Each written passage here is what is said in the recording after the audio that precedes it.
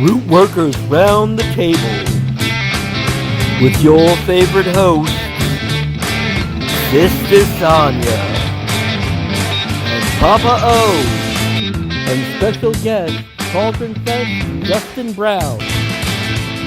Join us round the table. Hello, and welcome to another episode of Root Workers Round the Table. I'm one of your hosts, Papa O. And I'm one of your hosts, Sister Sonya. And it seems that we have a special guest below us.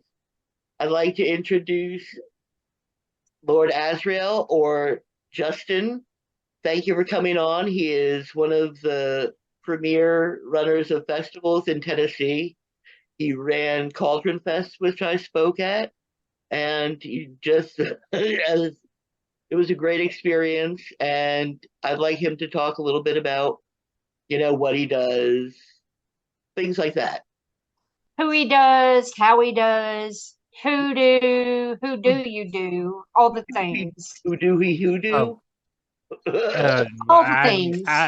I've been told that I do some amazing hoodoo in the bedroom, but Oh my! But does the lady always tell? You got to watch out. We already have one sex for one season with AV Tony Barks, who came on and talked with us. Do you not remember that one? Our sex video. Oh Lord. Pardon any kitty cat butts that you may see. The young familiars have decided that they want to join me on my side of the camera, so in case they may be looking for it, are they going to be up for adoption, or are they all your little kitties? Oh no, these two are staying. These are the only two from the litter that actually survived. Unfortunately, the mother had a total of 5 kittens, and the first one was stillborn, and then 2 passed away within the first couple of weeks. So, but we also have a mother female dog that had some puppies, and so we are getting rid of those. We can't have a total of 8 dogs in this house. I don't think my sanity could stand that.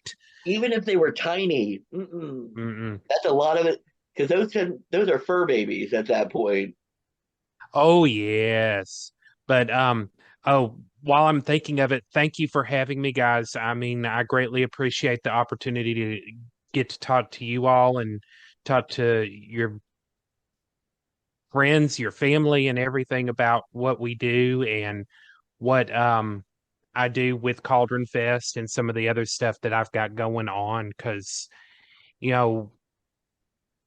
basically just wanting to build the community, build up the circle of friendship, build the circle of the community. That's one of the things that I'm really looking at trying to do in order to get these events organized and planned for people not only in Tennessee, but also throughout the country. It's something that we came down from Kentucky when I went to his festival. There were people from Kentucky, there were people from Tennessee, there were people from Mississippi there. There was quite a grouping of people. Yeah, we actually last year we had some people that came from California, even up in New York.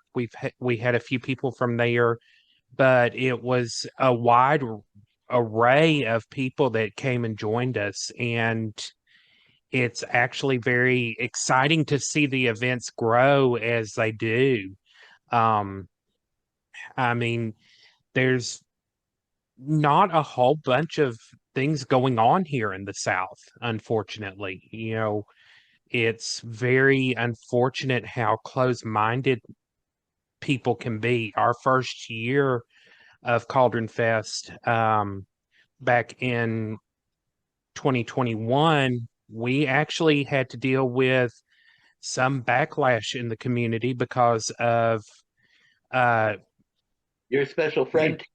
Your special friend. yes, our special friend Greg Locke, who actually was several of the churches in the Spencer, Tennessee area where we held the event. They were trying to counter protest us, in which they did hold prayer visuals and stuff like that off site, but They also came up the side of walking trails. I uh, w- I didn't have as much of a problem actually in from as experienced as some of my staff was with dealing with all this stuff. A lot of people were expecting to have like huge, protests and stuff like that. It really wasn't as bad as what people expected because, for one, our biggest thing was making sure that our attendees were safe. Once we heard, hey, this is what's going on, Greg Locke's planning on protesting, we started planning ahead. We were like, okay, you know, gates are going to be locked down. You have to come in through at certain times. You have to prove that you actually have admissions to the event, stuff like that. And keeping our people, the attendees, safe was one of our top priorities, as well as allowing them to enjoy themselves, which is very possible, and it's tons of fun at Fall Creek Falls, which is where we held Cauldron Fest. I actually wrote Greg Locke a letter, and no, I put it on a postcard. I was like, "May you have the day you deserve." So mote it be. So I think so. And then I wrote the word like "gay" all over a postcard and sent it to him too. I sent him all kinds of stuff. You just wanted I him want to to meet him. I actually want to. I'm a former Pentecostal she's from, childhood. she's between Pentecostal and pagan. Yes. Okay. So I want to go to one of his services just to sit in and just, maybe not participate, but just be there. He's gonna know that a witch is in his congregation. Exactly. I want to know. I want him to say, "I smell witches. There's a witch in the congregation." Mm-hmm. Then you know how they check for witches. They used to put them in a pond and see if they can stay alive. Hmm. They're gonna do that to you in the baptismal. They're gonna I hold thought you you were under. gonna say they checked for an extra nipple or something. I was about to say I'm good in that category, but I am Do you too. have the witch's mark? the Which birthmarks, yes. anybody, Right. well, anything could be considered a witch's mark. A pox Mm-hmm. mark. It is where you feed your familiar. Which I'm gonna tell you, knowing the pagans that I know, they don't have as much like focused time to feed themselves and feed their demon familiar. Right. True. I have this mole on my nose, so they'd probably say, "Oh, it's the mark. Thou hast the mole on her nose." That's a little freaky that you're feeding something from your nose tit. Mm-hmm. Yes, my But nose tip. we will. I was talking to my friend Katie before here, and Katie grew up on a farm. And for some reason, I was talking about a cow, and I referred to their teats as nipples, and I'm guessing that was. So I was like, why do cows have so many nipples? And she's like, Eddie, they are called teats, not nipples. Oh, they're big nipples. That's what they are. Yeah. It's funny with the mother dog that we've got here. It's funny to watch our 6-year-old. He's constantly looking at her like, why are they so big? And we're Why like, so many boobies? it's like, baby, she's got babies. She's feeding the babies. They're inflamed. They've got milk in them. But then you ask yourself, then why don't humans have like 6 nipples? Could you No. imagine? No. There, Mm-mm. I there, take good to feed a child with one nipple. I wouldn't want 6 nipples. That meant I would have 6 kids at one time. No, thank you. No, not thank you. only that, but you'd have like when you wore a bikini, that would be crazy.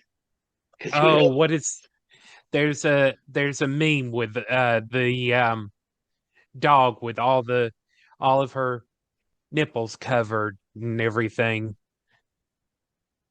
I That's love funny. it. That's funny. I'm all for And going braless. I don't think you should have to wear anything above the waist, really. I don't think so either. Now, how would you deal with that at a festival? well, it's all actually all dependent on the venue that you're at. Like with us, of course, right now we are using a state park called Fall Creek Falls, located in Spencer, Tennessee. And of course, now it's secluded, but you still have the state park rangers that come through. And I've had so many nightmares, like when I first started organizing this event, going, God, if that one person that just did not understand the rule that you know Skyclad, the Now, the state I, the ha- state trooper. I have gone to the Skyclad stuff in Kentucky, but it was on private land. Here's a question. You do have a nudist colony in Tennessee or a nudist housing development. What if you asked them if you could hold it there? Then they couldn't do anything. How does a nudist colony get permits? So who would you go to get a permit? I don't That know. would that probably depend on where they're located and everything, because and there'd also probably be a lot of strict guidelines. I know, like, even with Cauldron Fest, we have to make sure that, especially since we're on state land right now, we have to make sure that we have, um, if a vendor has athames or any type of swords or anything like that, of course, they have to be in their sheath. Um, or they have to be peace held, or meet Yeah, those guidelines.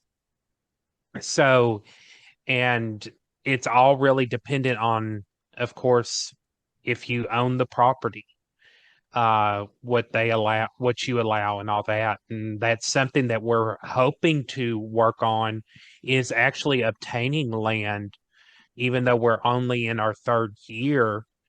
Um, that's something that the group of people that I work with, we've been talking about, how could we better improve the event? And a lot of it has been, well, we need our own property. We need our own land, just to make sure that we can do what actually feels right, what the goddess wants us to provide, what the goddess wants us to do.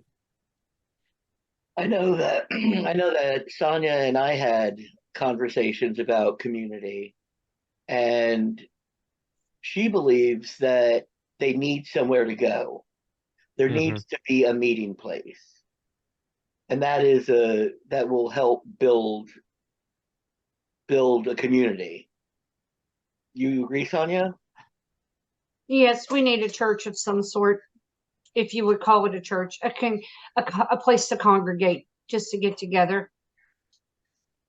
You feel That comfortable enough to worship there, you know? right. And and that's what a lot of, I feel like, our community is craving right now, and especially after uh the pandemic, everybody, and that was part of the reason why I started and organized Cauldron Fest. Was during the pandemic, I just got that calling, hey, we need to take and do this. We need to start planning an event. And so my partner and I started pulling things together. I had previously organized events and I had stopped because the timing wasn't right in the past. But when we started working on Cauldron Fest, things just kind of fell into place. And the biggest goal of the event is to build a community, to build connections between, you know, different parts of the country. It's, building lasting friendships, lasting bonds.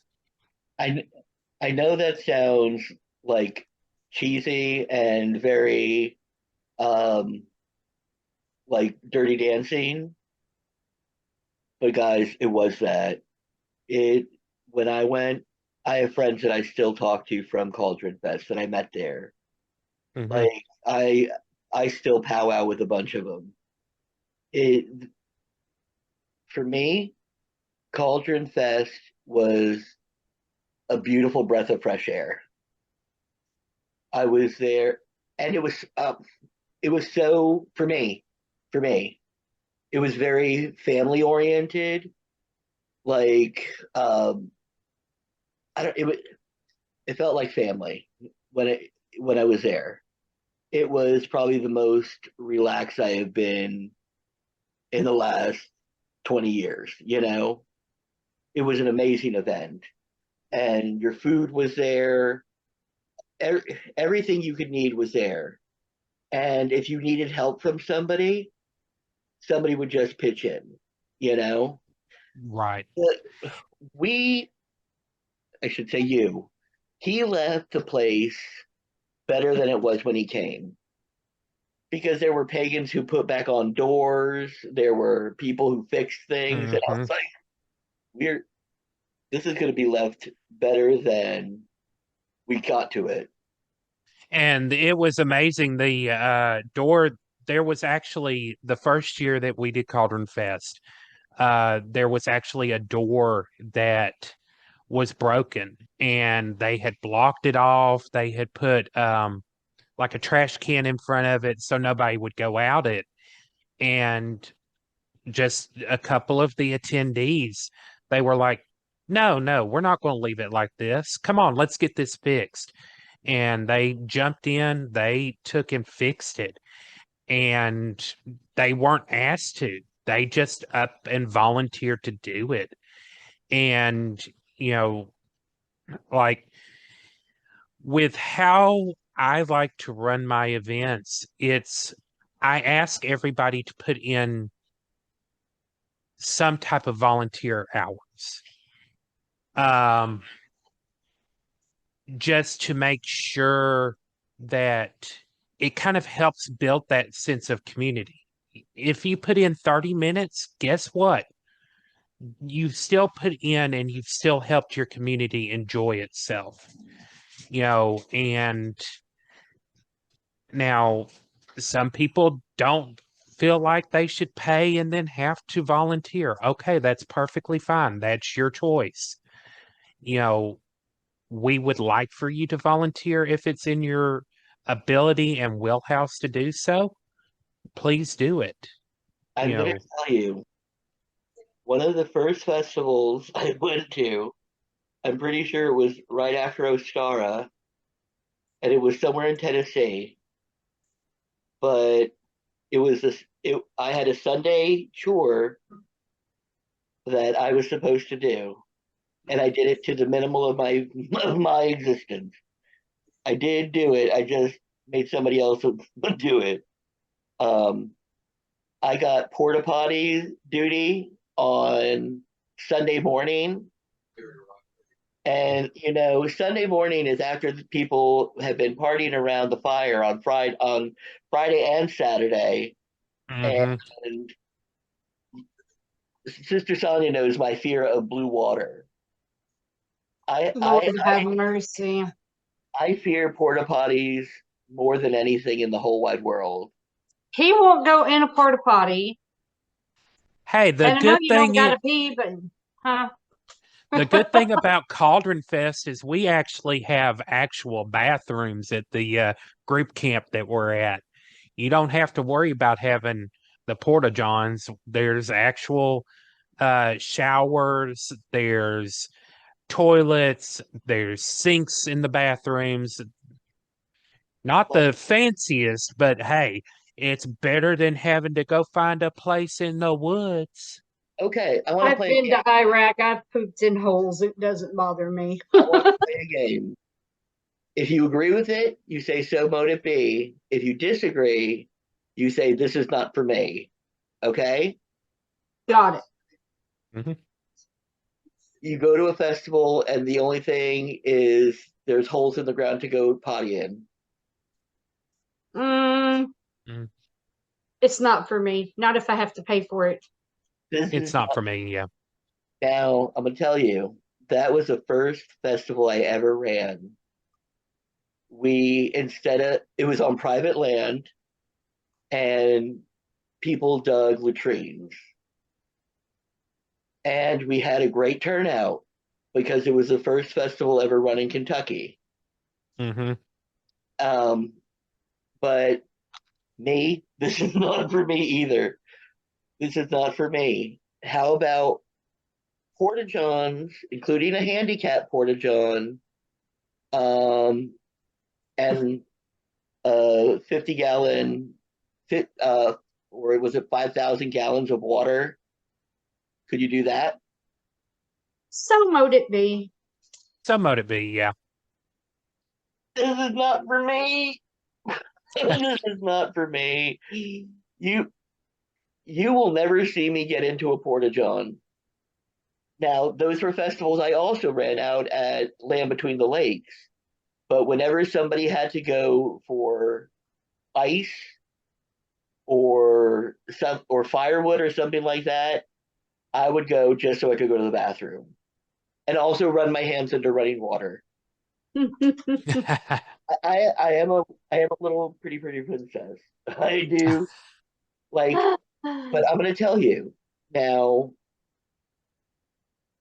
I sort of like Cauldron Fest because they also have like it's like you're dorming. I think Mhm. that could be a really cool experience. Yeah, with Cauldron Fest, one thing with, and it goes hand in hand with building the community, is we do shared cabin spaces. Every cabin has 3 bunks in it with, of course, a total of 6 people. And the way we do it is you pick your cabin, but unless you've already prearranged with someone that you don't know who you're going to be in a cabin with yet until you get on site. And it gives the opportunity for people to meet people that they have possibly never met before, and gives them the opportunity to just socialize with somebody that they may have never thought that they would want to socialize with. Believe Mm, I might do that for 3 days, but that would be, it's not for me really, because what if that person doesn't have good hygiene? I mean, I don't know. It's just 3 days. I don't know. no, there needs to be running water because people need. If they don't know how to bathe, we got to teach them how to bathe. Because Mm-mm. We grown. I ain't teaching nobody. I went to I'm going to evict myself from that cabin and put myself in the cabin with somebody who's bathing. I'm sorry. I'm gonna tell you, I went to a festival where there was no running water. I stayed in a hotel because that's the kind of pretty princess I am. I stayed in a hotel. You can't wing it without water. I swear to don't make me come across there and slap you. Baby wipes, I bruh. Baby wipes, Yep. deodorant. mm-mm. You Oh don't my under, gosh. you do not understand what goes into Papa O when he takes himself somewhere. I I give the whole treatment. My beard's a, my beard's a different scent and my hair's a different scent. I have oils on. I'm smelling good. Oh, I've been with you. I have been with you. You walk around like a little the queen that you are. All hail, Papa. I agree. I agree. Oh. I'm not denying it. Because You ought to see him getting dressed, Azrael. You ought to see him getting dressed. I have seen him get dressed. My robes, my necklaces. Come now, dress me. I'm gonna put her in another tent next time. We're gonna go. We've never did a festival together. We always said we're going to, but we never have. Tell all my little secrets. So well, I'm not telling all your secrets, but there are 3 bunks and 6 people. Does that mean 2 people per bunk?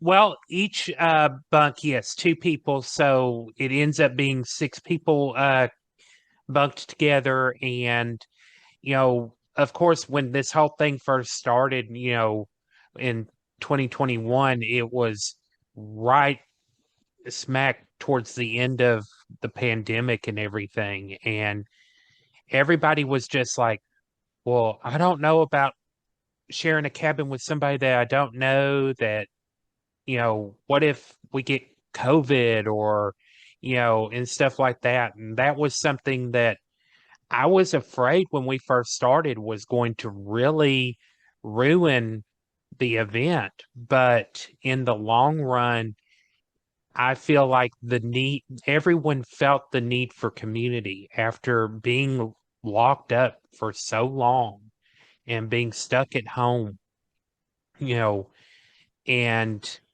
once everyone got around each other and got used to each other, we actually had a masking policy. We were like, you've got to wear a mask if you're in your cabin or if you're in one of the enclosed places. And just everybody, once they got used to each other, they were like, I don't need a stinking mask, and of course I'm kind of going, I'm just going to stay outside because I worked in the medical field at the time. So I knew a lot of you know, I had seen what COVID had done to people and what, the experience. So that was part of the reason why when at first we started planning the event, I was kind of hesitant to do it immediately after. But then I was like, no, the community needs this. And so we push the idea of being safe, wear a mask, be safe with each other. And then just all of a sudden it was kind of like, everybody was like, well, before I enter the event, I had to take a COVID test, didn't I? It was negative, you know. So people weren't as I COVID tested before I went and after came back. yeah, and a lot of people did that. And I mean, I from what I recall, we didn't have any issues. I don't recall anybody messaging the event and saying, hey, after the event, I ended up testing positive for COVID. So the guidelines that we put into place for the safety of every attendee worked pretty well. Yeah, we still had the little issue of Greg Locke and then him sending some people to bring the water of Christ to the attendees, but What was great about it was he referred to the people who were speaking there as notorious witches from around the world. I'm a notorious witch from around the world. Don't you love it? And there were hundreds of thousands of us at the event. But it seemed so humble. For You our brought the first, Oogie Boogies with you. My goodness. Y'all scared them to death. for our first year, 100,000 people was like 125 people. It's not and I'll be honest, it's not a huge event. I mean, And I'm not necessarily looking at the numbers. What I'm looking at is how strong of a community are we building with this event? Are we building an, You did have great numbers. yeah. But Now, Greg Locke says, there's only 125 of you, but you carry thousands of the legions of demons. You're full of oh, demons. yeah. That was the 100,000 right there. But I Um, mean, the nicest part I think about Cauldron Fest is the community itself. I mean, it's not about, yeah, we can get the biggest names. We could reach out to the biggest names to come and be VIPs, but what makes the event is the people that attend it. You know, because not only do you have people who are well, hello, Kitty. uh, we not only have the people that teach classes teaching, but you have the attendees teaching each other.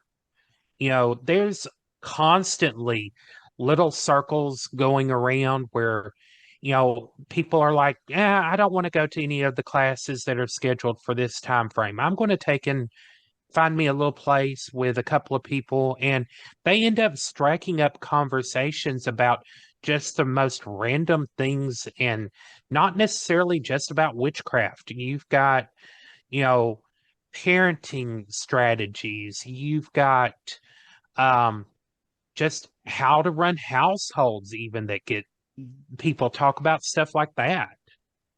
Now, I have an idea that I would like to run at a festival, and it's I'm never not babysitting. I'm not babysitting. Mm-mm. actually. I'm not sure if it was at your festival, but I spoke about children's activities and what I believe children's activities should be at a festival. I don't Not think. for me. Mm-mm. Not Well, for me. at one point I taught pre-K and early childhood, so I feel that with the right team I could do a good job. You know, but And that's go ahead, Papa. well, it's what when you're dealing with children, a lot of people don't realize that you're actually dealing with the next generation of witches. So you need to instead of giving them just crazy stuff, you need to actually put time and effort into allowing them to be young pagans and and do not put a group of teenagers with a group of adolescents. That's just silly. You know, it you need to split them up into age groups and let them comprehend what they can comprehend. You know, Hmm. because the first festival I wrote, the first festival I did with the holes in the ground. Also, we had kids activities, but eventually the kids started sharpening weapons and beating each other near the water. And God forbid an adult came to tell them what to do. It was like Lord of the Flies. Lord of the Flies. Do you actually want to go to a festival where there's children, though? I mean, no offense against children, because I too had children and now I have grandchildren. But if I'm going to go to a festival, I kind of just want to just go as an adult, you know? Well, see, there is that's why you separate the kids and the adults. Hmm. You have kids activities Yeah, around the same time as adults, and then once the kids activities are done, the adults are done too. They could go have lunch together or get food together.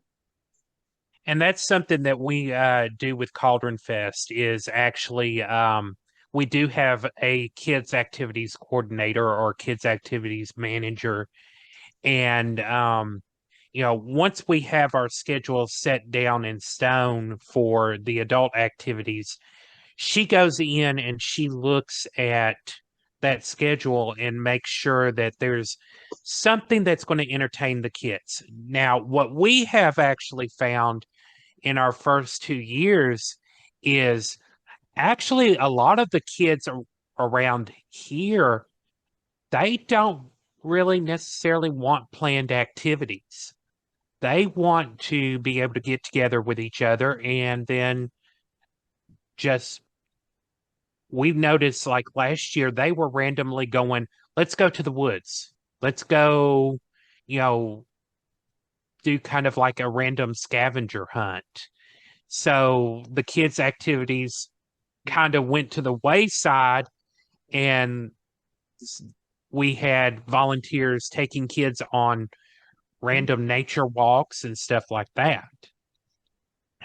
Then you also have some of the more mature kids who they basically they let their parents know what they were doing, and they played around in the areas that were away from where classes were being held and stuff. They actually entertained themselves. They were very mature, very responsible.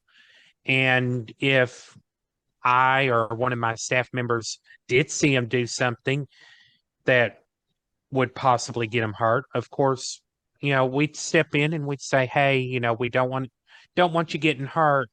Let's not do that. And then most of the kids we found, were very receptive to the fact that, hey, they're here to watch after us. They're here to protect us. Not me. Coming to get you. Put you in class. No, and actually, some of the older kids, they actually wanted to attend the classes, and as long as the parents were perfectly fine with it, we allowed them. Attendance was wonderful. The people were very eager to go to classes. Yeah. But the one thing that I would like to try is what I think would do really well is if you have a bunch of the elder teachers in one room talking about one subject and doing it as like a master class of witchcraft. That would be interesting. I think because I always run in and talk with some of the other teachers, and that's basically who I became friends with, and just all their different ideas. Have the people ask, "What is your idea on this?" Because then you have a hands-on experience with people who have been doing this a long time and who know what they're talking about. And it could get spicy and salty. You know how much I like. Yeah. And that's one thing, like with me, with anyone that I've ever kind of taught is, remember, not how I teach something is not going to be how Sonya is going to teach it or how Papa's going to teach it. I mean, and there's no right or wrong way to practice. And that is one of the things that I try to promote with the event is, and I say it in our opening remarks, I say, please remember, what you may hear from an instructor at this event may not necessarily meld with what you were taught by somebody else, if it's something that's not new to you. And but then you have the people. Oh, go ahead. I'm sorry. No, you go ahead. You go ahead. I'm so sorry. But I was just thinking, I just thought of someone I know in particular who is a voodoo practitioner. And you have people that will be like, you can't come to this class because you do not, you just can't practice this and then come into my class thinking that you're going to add a little voodoo to what you're doing because you have to go through these steps to become a voodoo, to learn voodoo and practice. You have the teachers that feel that you can't mix and mingle. Right. Well, I've see, run into. that's where then you run into me, who magic is flavor. Everybody has different medicine that they need with different flavor. You know, I do not just take one aspect of religion and not, because I've gotten to work with very many, like I've got to work with Mama Vanetta. I worked with with Cheryl, and I got to work with all these different people, and I take all these experiences into my religion. What flavored me? What made me who I am? You know, if they're coming to me, they're coming to me for my medicine. I'm not going to be upset if they go to you or to you about Hmm. medicine, because it's all about what they need to feel and what they need to hear. You know, This could be a whole different podcast, but you know what I'm talking about when you sit there and you talk, for instance, you go to a class and you learn a little bit about the goddess, and then you go to a class where they're teaching about Papa Ilegua, and then you want to combine the two together, and then you've got the instructors who are like, no, no, no, you cannot do both. You can only do one or the other. So The other. how would you be able to get all these people into the same room without them just cat fight? You know what I mean? Fear, how dare you? You can't do that. I That's know, what I would even run if it into, turns I'm sure. even if it turns into a cat fight, there are always going to be, you will create people who love you for life. Hmm. Well, and like organizing even events, in situations where you've got like group discussions, uh, like what Papa O was suggesting, you've got to be a really good mediator. You've got to be able to keep that balanced ground and be able to say, okay, please remember this is, one person's opinion and how they've been taught and how they teach it. You don't feel attacked if they say, hey, I don't feel comfortable with this intermingling with what I teach. So, you know, if you're their student, you have to understand that. And it may be that you like the information that they gave, and in the long run, you may like the information that they gave, but you also realize, well, by their tradition, I can't intermix it with something else. Mhm. Finding that balance, and being able to be in there when that big cat fight does start and go, okay, calm, peace. We're here to share ideas. And Right. that's something you can do very well. You mediate with a gentle hand, and I think some of my staff would disagree on that one. I Um, Go ahead. I just think very very often we don't get multiple people, multiple reputable people talking about certain ideas, you Hmm. know. And I think having people be there where they can dish out certain things. And I'm going to tell you, another thing would be working on an idea together, because I know we get caught brainstorming about early young witchcraft, you know, Hmm. like what's a besom, what's a boline, what's Samhain, what's Imbolc. But we never get into some of the higher ideas about magic and how to use magic in your life.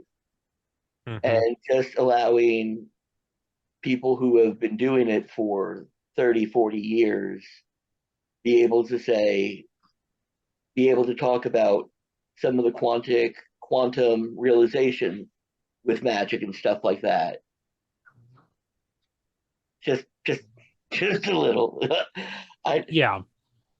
it would it's what I'm thinking of it is even though you have them as teachers, give them a chance also to talk about magic from an advanced point of view.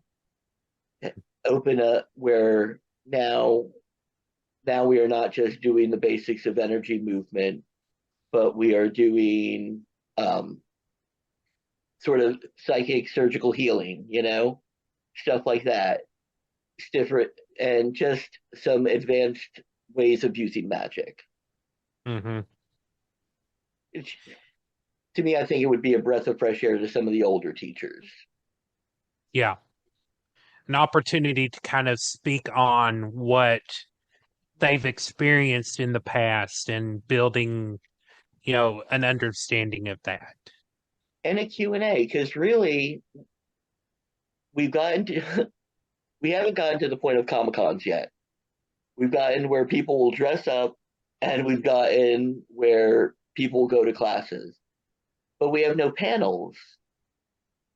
I really think panels could be a new thing for the future. Very Having much so. Yeah. having a panel on even holidays, or having a panel on work witchcraft and stuff like that.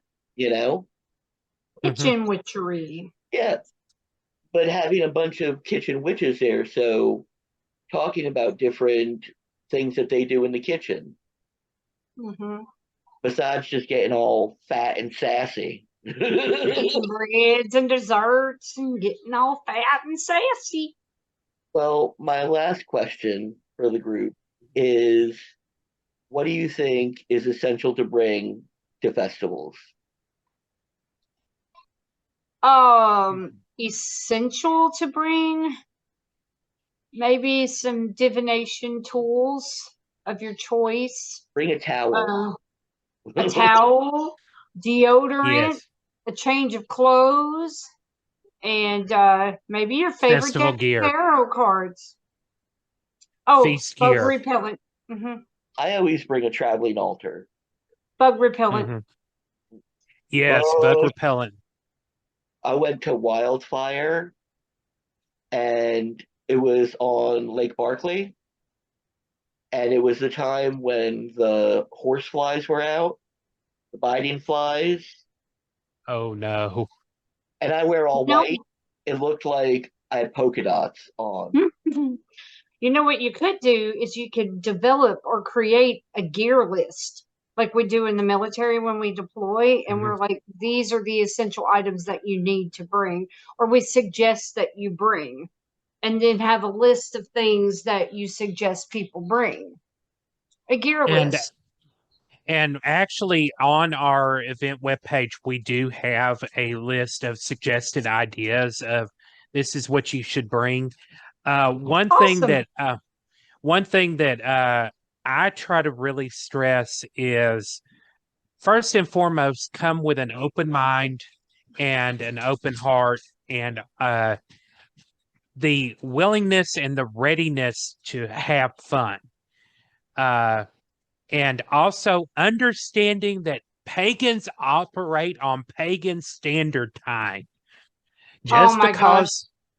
Just because there is a schedule that says at 10:30 Lord Asriel is going to have a class, does not mean that at 10:30 Asriel is actually going to be able to start his class, because either somebody else was already running behind on their class, or I'm not allowed to talk about that. I always run over. I love it.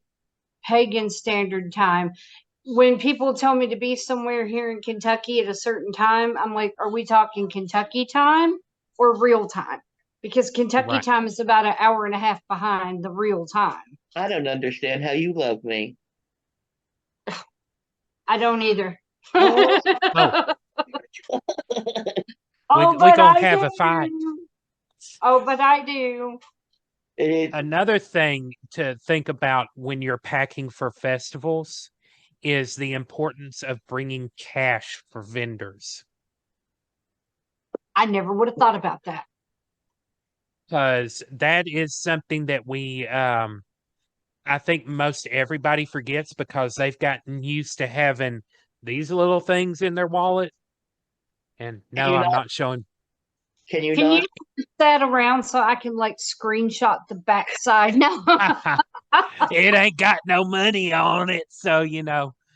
Can you? Do you guys not have Cube that you can use out there? You can now our vendors do have the option of doing credit card, debit cards if they can get good enough signal. Now we're in the woods. I mean, and it's actually down in kind of like a little gully.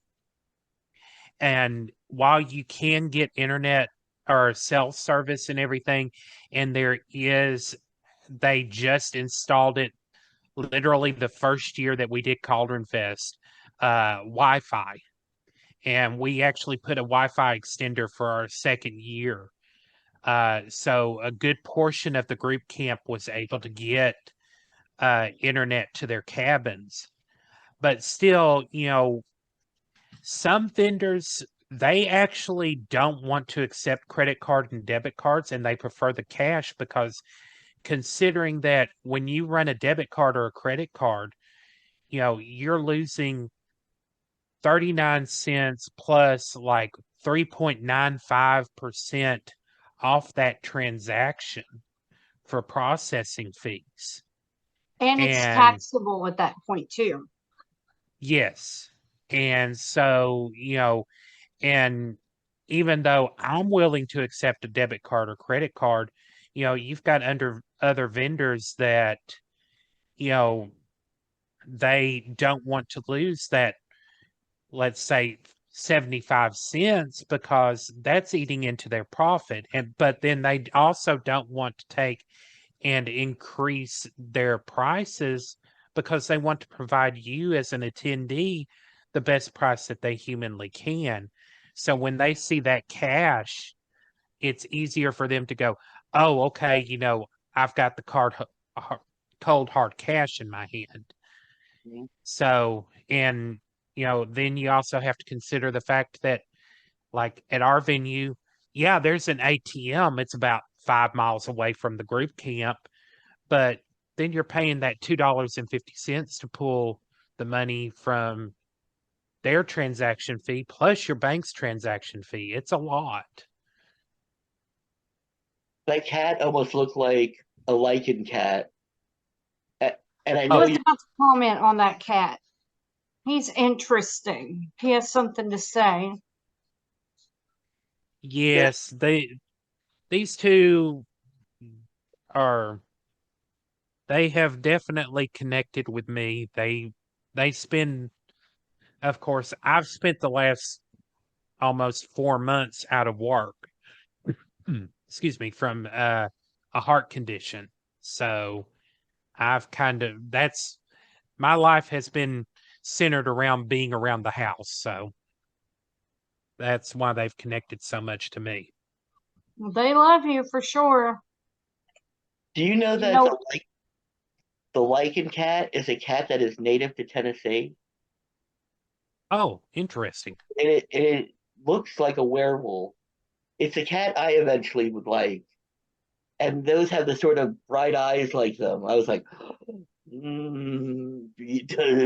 does Lord Asriel have one? Should I go visit Lord Asriel and then he'll be missing one? No. No, you can't have my belladonna or my nightshade. oh, I love them. They're beautiful, Belladonna and Nightshade. I love it. While we're still on the gear list, people should bring cookies because I love cookies. Especially special cookies. I don't know what he's talking about. Is he is he discussing the devil's lettuce? I hope not. A gentleman of his stature should never be doing that. He should never be discussing the devil's lettuce. Never. Oh my.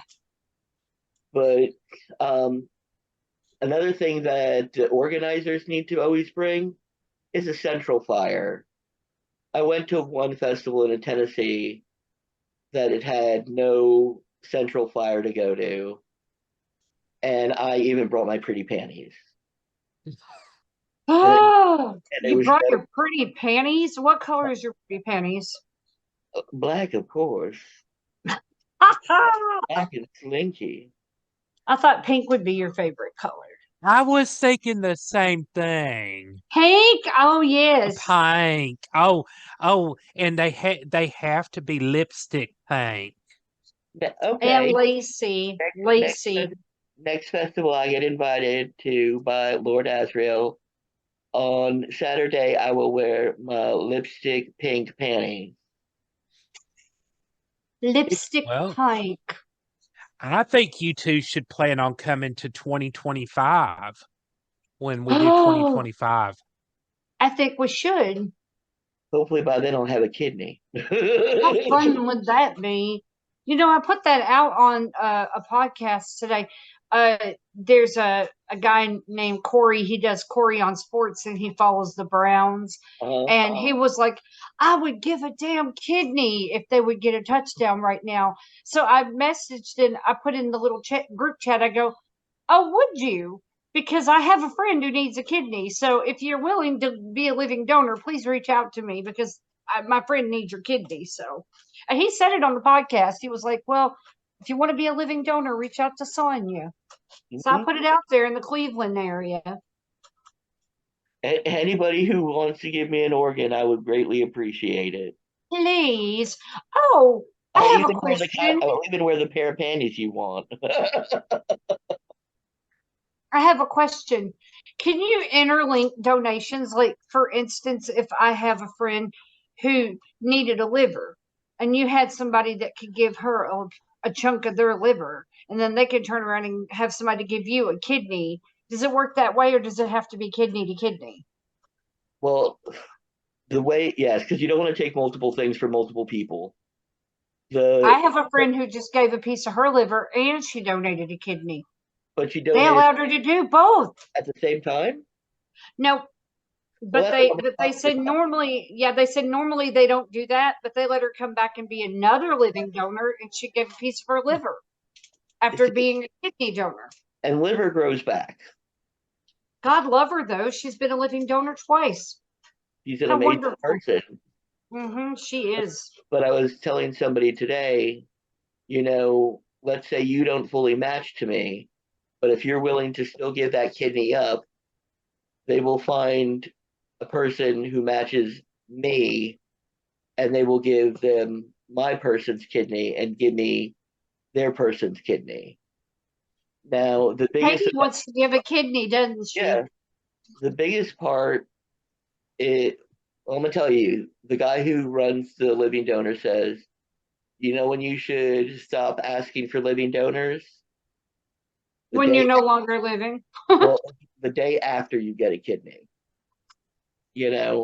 Up to the day, still be willing to ask people for the kidney, because you never know what can happen,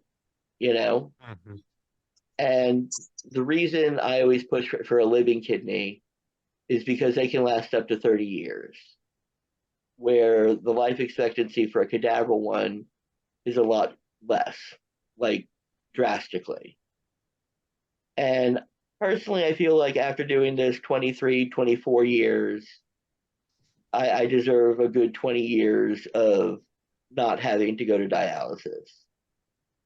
I wonder why, though, because the cadaver kidney is fresh. Like, it's not like it's in a cadaver that's been there in the lab. I mean, it's like it has literally been dead for a certain amount of time. It has, because when once the blood flow stops in the full body, the organ actually starts to die in itself.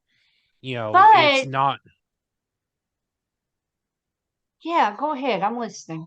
I just have another question. It's kind of one of those where the reason why they say living is better is when they transfer a living organ from one living person to another living person, there's not that delay between the harvested organ from the person that passed.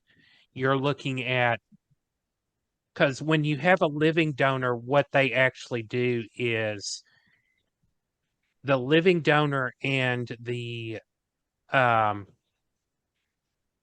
recipient yeah. they're actually put in the operating room at the exact same time.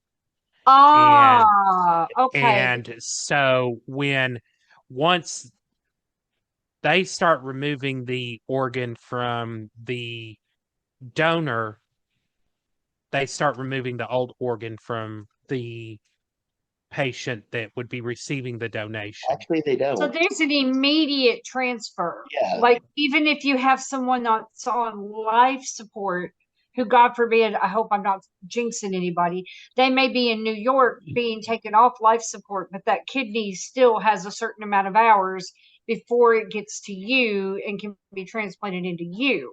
It has about But a with a living donor, it's body to body, like immediately. it's Okay, about I a get it. 24-hour waiting period. I get it. I get it. So So And it's I just want the best chance for living the longest good life I can. You oh, know? me too, because I love you. Oh, I I want know. you to live too. I want you to live too. And you So know, so we're doing this at 80 and it's 90. it's kind of sad and kind of creepy, but I've been the person that talked to the people that said, "Would you like to donate your organs, your family members, your loved ones' organs?" So sad and so creepy, but at the same time, it's necessary. But not only that, they could think of it as part of them still living on. Mm-hmm. Like I was noticing somebody who got a heart transplant or marrow transplant and then going to a function where the people can hear it. I'm like, how do you do that for kidneys? Do you pee on somebody? It's so weird too, because you're sitting there and you know, I used to be in the medical field a few years ago. You're sitting there, someone passes away, and suddenly the phone rings and somebody's like, "Yep, ask them. They're on the phone. They need to know." It's the organ donor people that, you know, you got to type something in the computer, and then suddenly somebody from the center is calling and they're like, "Get with the family. We need to know right now. What are they going to donate? And when are they going to, if they're organ donors?" And it's so like They, business like, but it's so, I you don't know know. that I'm an organ donor? Hmm?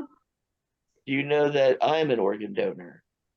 You can donate everything but a kidney, right? I can I can do all the other ones, plus I can do big bones.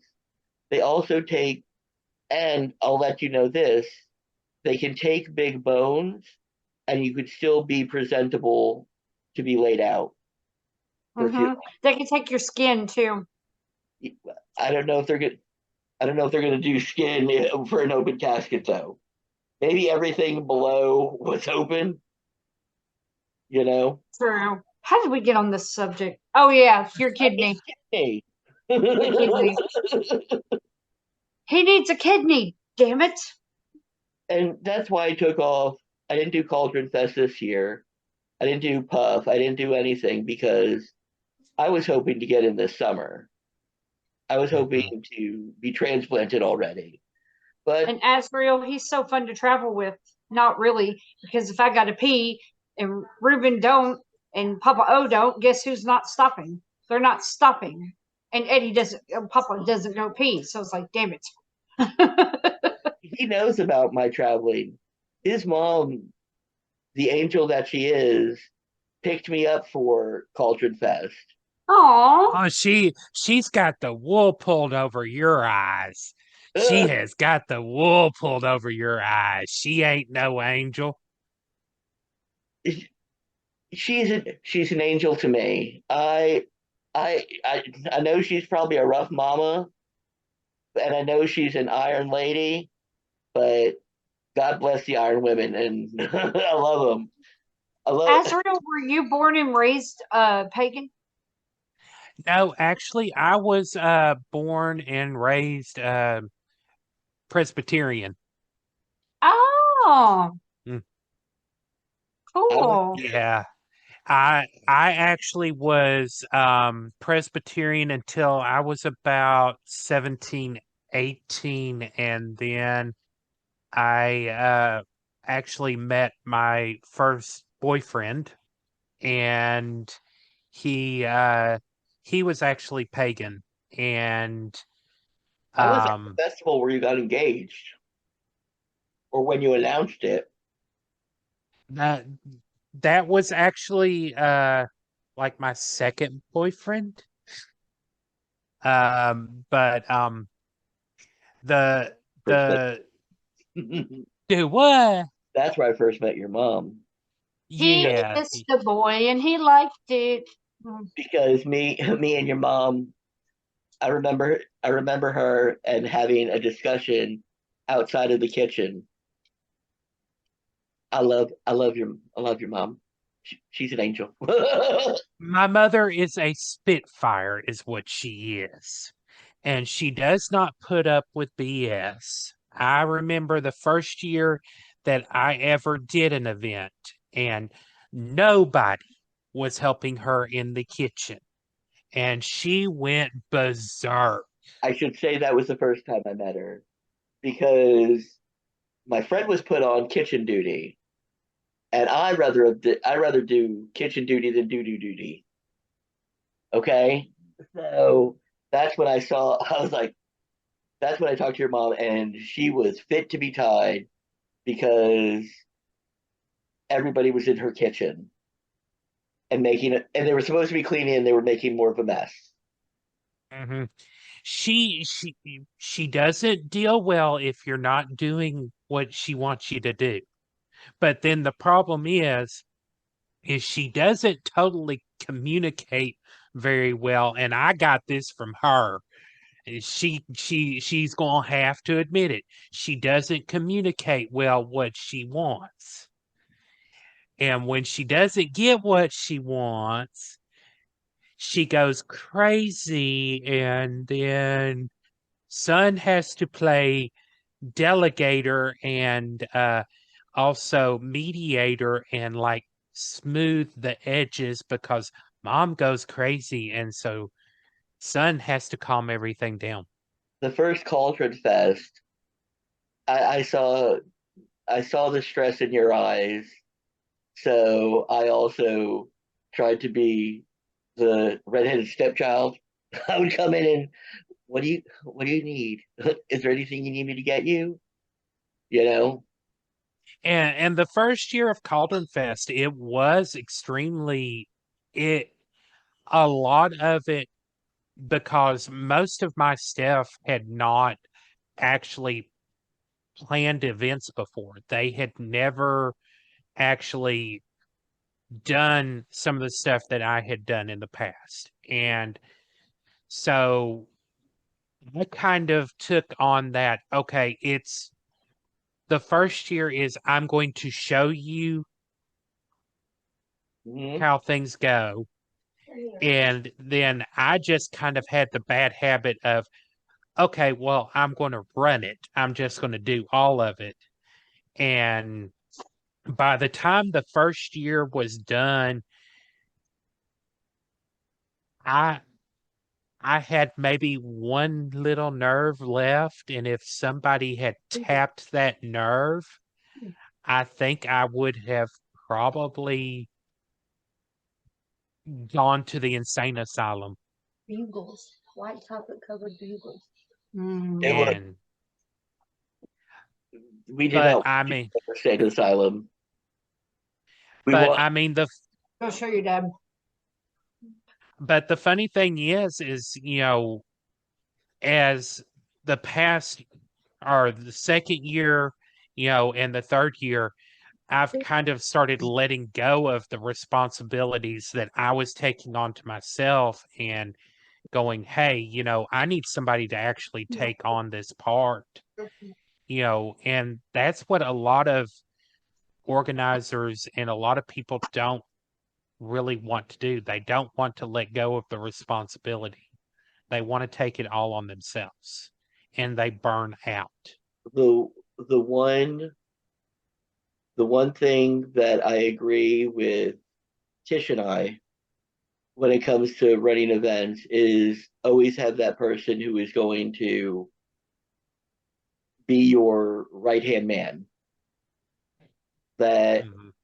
they get a headset too. They are your everything. They are your gal Friday or your guy Friday, you know, somebody who is there just to help you. Right. Like at Puff, there's a guy who has I've met him many a time who has a mohawk, and you'll see that he is always around Tish, that he is making sure that people have what they need to have. And especially now that you have your heart palpitations, another good thing would be to have that kind of person. Have that. And the fortunate part is I do have that with this staff that I've got now. There's actually there's 3 other people that are kind of my co-managers. They are the ones that kind of are over each area. Then we have other managers that are over areas, and they kind of run everything and all of that. So, you know, I've kind of let go of some of those responsibilities. Now, right now, a lot of the responsibilities before the event, they fall on me. You know, I deal with a lot of the planning the web page. I do a good, you and that know, and that's what you're supposed to do. But then you need a stage manager as well, somebody mhm. to help the director make sure everything goes the way it needs to. I Yeah, think and I don't Papa's think volunteering. Sonya has been that way for me. Um, Shonda at Puff was that way for me. Whenever I go traveling, Kurt was that way for me. mhm. Papa O is not a one man act.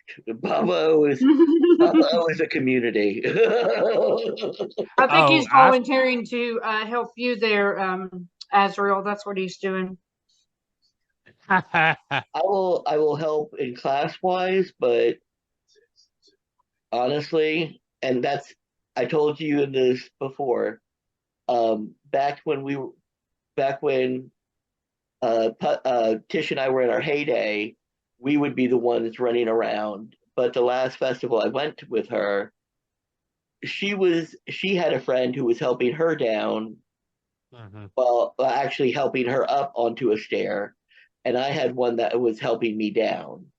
And I thought to myself, boy, have times have changed. And that's one thing I will say to anybody that ever wants to get into, event planning like this. Know what you're getting yourself into.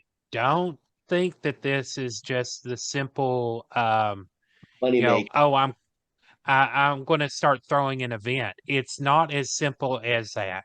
You've got to understand you're going to be putting in not only, your time, blood, sweat, and tears. You're going to be putting in your money. You're going to be putting in your sanity. And if you can't afford to lose the sanity and can't afford to lose the money, Don't do it. then Don't do it. don't do it. I mean, if you can't afford to lose, if you can afford to lose one and not the other, then okay, maybe. But if you can't afford to lose both, you know, you might want to reconsider what you're planning on doing because it's not simple. And it's not just the fact that there's a lot of working cogs in the situation. It's, you have to be really good with working with the public. You have to understand that you're going to have these people who have previously planned events, and you're running the event the way that is best for you, and then they're going to all of a sudden be like, well, that's not how I've done it, or how I would have done it, or how I did it in the past. Well, that worked for you. didn't work for me or doesn't work for me. This is, you've got to have a thick enough skin to be able to say, not everybody's going to agree with what I do or how I do this. But he does make a mean hamburger. You want to take a bath? Well, where can they find you, Justin, Lord Asriel? All right. You can find us on Facebook. Just look up Cauldron Fest, Finding the Deity Within, which is our theme, Finding Your Deity Within. You can find it at cauldronfest.org. And there's tons of information on our webpage. I'm actually working on updating the website with some of our workshops and classes. Also, our vendors. We have 25 fantastic vendors that are going to be with us. So far, we're at about 22 workshops. We're hoping to add some more. I've got one person that is planning on, and it's actually my husband. He's been talking about offering 2 workshops on Reiki, and then we've got just several other workshops that people have said, I'm going to send in, and I'm hoping that we're going to have like we did last year and have about 30, 40 workshops for everybody to attend. And I have a question. what's your question? Has Papa O and Sister Sonya been penciled in officially to 2025? If you all want to be in 2025, or if you all want to come to 2024, we could also work out something about that too. Whoop, whoop. What you think, Papa? I think, are people ready for it? I think people are ready for it. Taylor, are people ready for Papa O and Sister Sonya? Cauldron Fest 2024? Absolutely. Absolutely. They'll be crapping their britches. We hope not. So I better be getting my lipstick panties ready. Get your lipstick pink panties ready, because we coming. And I promise to dress from the waist up. I will dress from the waist up. I'll get y'all. I can get you all up in the kitchen in one of the rooms there, or I can get y'all a nice private little room in the kitchen area. Oh, so we'll be sitting around the table. Getting all fat and sassy. Getting all fat and sassy. Oh, I am famous, by the way. I forgot to tell you. Brett Guthrie was at the little get together I was at. Senator Brett Guthrie. He asked me about my tattoo. He said, "Can you see it? Can you see it? Hold on." He said, "So, what is that tattoo?" I said, "Oh, it's just my tattoo." He goes, "But what does it mean?" I said, "It represents me practicing Appalachian folk magic." The Senator Guthrie was like, "Oh, how nice." You come from? We should You send come him, from the Appalachians. we should Yes. send him a letter. We should. We should. Anyway, enough about me. I'm excited that we just got invited to Cauldron Fest 2024. Well, Yeah, definitely. We'd love to have you. well, it has been great. I want to tell everybody, have a great time, have a great week. Thank And you. no, by the way, Azriel Taylor just said she loves your voice. Oh, well, thank you. I've actually been told that I should go into radio. I'm like, Well, my You voice should. is too. this is My your voice first is stop too in annoying. radio. Oh, absolutely not. Your voice is incredibly beautiful. So be kind to one another, reach out to one another, and like Grandpa Sagwitz always used to say, don't be an Don't asshole. be an asshole. Don't do it. See you later, guys. Thank you, Justin, for coming round the table. Thank you so much for having me. Bye.